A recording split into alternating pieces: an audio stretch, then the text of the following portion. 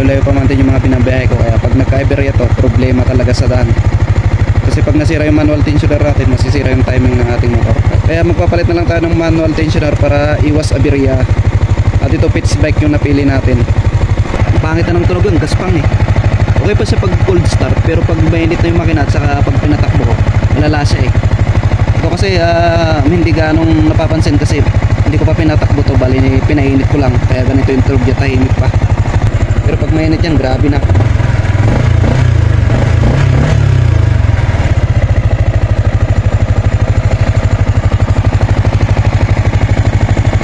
Ano, parang may pumapalo. When I come around, got the whole thing wobbling. At ngayon magbabaklas na tayo. Kailangan lang natin na 8mm. Pag nagbaklas ka nyan, hirap talaga dukutin, kaya ito yung gamitin ninyo. Yung para siyang rachet. Rachet ba tawag dun? At talaga naman ay napakahirap tanggalin to. Aba, bago pala kayo magtanggal ng tensioner, tanggalin nyo muna yung takip nya, din ni-reset nyo siya. Gumamit kayo ng flat screw na maliit lang, yung kasya dito sa butas na ito. Ikutin nyo siya ng clockwise para ma-reset siya ganyan, para umikli. Yan, then yun, pwede na kayo magbaklas. Kasi pag hindi nyo siya pinahigpitan, tutulak to. Habang nagbubukas kayo, tumutulak din itong tensioner habang pinapalogan nyo yung bolt. Tapos pag may rumi dun sa taas, pag may nahulog yun, pasok dun sa loob, yun yung iiwasan ninyo. Okay pa naman siya, wala pa siyang alog.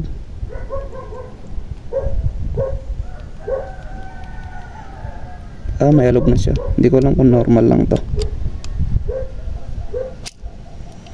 Bali, kung mapapansin nyo yung guhit na itim na yan, hanggang dyan lang yung kalalim ng manual tensioner natin. Hanggang dyan lang yung gano'n siya kalalim din. Talagang maluwag na nga kasi siya. So isa na rin siguro to sa rason, o kaya basta ganun, papalitan na rin natin, iwas aberya. Kakapit na natin yung pitch bike manual tensioner.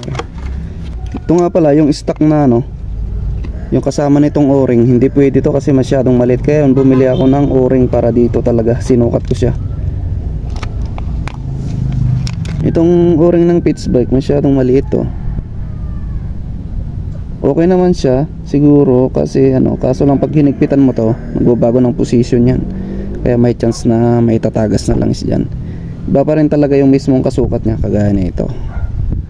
Pag hinigpitan mo ng tornilyo yan, walang yan, walang leak dyan, sure bull yan. Yun.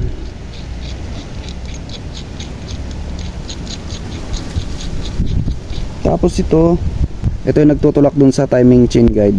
Tapos higpitan natin. Yan. Papakagatan natin ng vice grip, tapos papahigpitan natin dito. Higpitan lang natin ng mabuti para hindi kumalas sa loob. Yun, di bali nang may gasgas, importante mahigpit. Lagyan na natin yung kanyang nut. So pagkakabit pala nito, huwag nyo kakalimutan yung kanyang gasket. Siyempre may gasket pa rin yan para hindi mag-leak yung langis.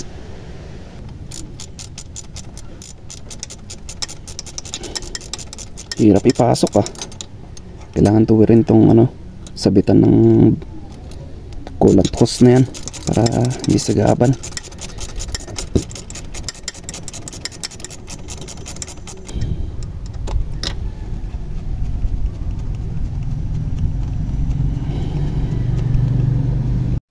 Ito yun, naikabit na natin. So ito, lalagyan na lang natin to ng yung rubber siya. Papasok natin dito para hindi masugat tong hose ng coolant na yan. Pag nasugat kasi yan, wala na, overheat ng motor natin. Bali ito, napahigpitan ko na pala yung mga nito, bolt nito. Ang pag-adjust pala nito is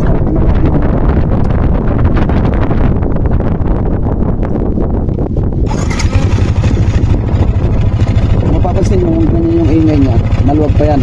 So kailangan natin higpitan pa ng konti. Ganyan, maluwag pa yan.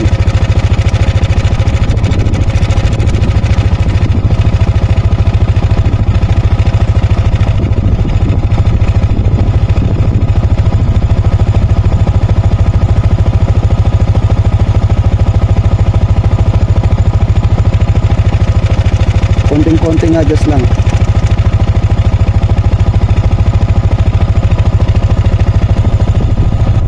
So ayun, tahimik na siya. Ito po tips sa pagkabit ng manual tensioner. Merong masamang epekto ang sobrang higpit ng pag-adjust sa manual tensioner. Yung mga stock ninyo, tingnan nyo kung ano, may itim na guhit na yan, yung guhit na yan. Ibig sabihin yung ano yan, yung maitim na yan, yan yung nakalabas, ito yung nakalubog. Bale ito tinuno natin kanina, din ibinase natin dito. Nung pagsukat natin, ayun, saktong sakto.